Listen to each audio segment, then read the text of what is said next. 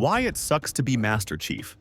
John 117 was kidnapped at age 6 and turned into humanity's perfect weapon through systematic child abuse disguised as military necessity. The most legendary soldier in gaming, created by torturing children until their personalities disappeared. Sure, Master Chief has saved humanity countless times, but living as a manufactured hero isn't the honor it appears to be.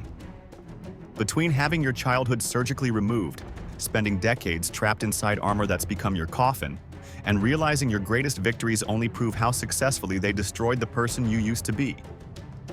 Chief's life is less legendary warrior and more child abuse survivor, forced to call his trauma heroic. The man inside the armor died at 14. What's left is expensive programming. The Spartan 2 program wasn't military training. It was systematic child abuse with a 50% fatality rate. At 6, John was kidnapped and replaced with a Flash clone that died shortly after. While other kids learned to read, John learned to kill. For 8 years, these children endured physical conditioning that broke adults, psychological manipulation to erase personalities, and combat training that treated violence as the only solution. By 14, John had killed more people than most soldiers do in entire careers. Then came the augmentations, experimental surgeries with 50% death rates performed on 14-year-olds. Half his fellow Spartans died on the operating table. Survivors had bones replaced with carbide ceramic, muscles enhanced with synthetic fibers, nervous systems modified for superhuman processing. John became a living weapon, but the cost was his humanity. The most horrifying part? John was conditioned to see this as normal. He learned his value was tied to his usefulness as a weapon, that emotions were weakness, that sacrifice was virtue. The program didn't just steal his childhood, it rewired his personality around useful suffering. The boy who might have become a teacher or artist was murdered in a laboratory. Master Chief grew in that grave. The armor that became his coffin. Master Chief doesn't wear armor. He lives inside it. After decades in the suit, it's more familiar than his own skin. The armor isn't protection. It's life support for someone who's forgotten how to exist without it.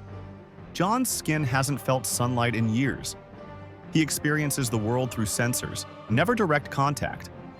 When did he last feel grass or water that wasn't recycled through life support?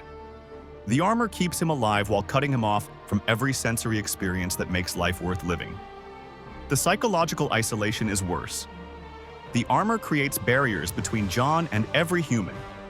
He can't touch someone without crushing them, can't show expressions that help others connect. That's not going to happen. The suit makes him appear inhuman, so people relate to Master Chief the legend rather than John the person. Tell that to the Covenant. The armor has become John's identity. When people see Master Chief, they see the suit, not the man. He's been wearing it so long he's probably forgotten what he looks like without it. The suit was designed to make him the perfect weapon. Now he's so merged with it that removing the armor would feel like amputation. The success that became his prison. The survival of humanity depends on John's personal performance. When ancient weapons threaten all life, everyone looks to one man in green armor to fix everything. That's not heroism. That's responsibility so crushing it would break most minds.